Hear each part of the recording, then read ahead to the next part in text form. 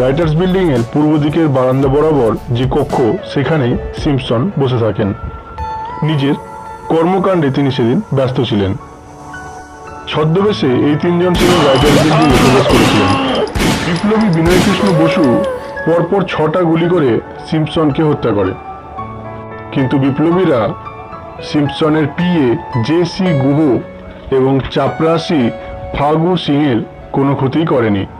তারা সিম্পসনকে হত্যা করে বারান্দা বরাবর ছুটে পালিয়ে আসে। তখনই লালবাজারের পুলিশ কর্মকর্তা চার্লস স্টিগার্ট রাইটার্স বিল্ডিং ঘিরে ফেলেন। শুরু হয় গোলাগুলি। 3 জন বিপ্লবীর সাথে পুলিশের গোলাগুলি চলতে থাকে।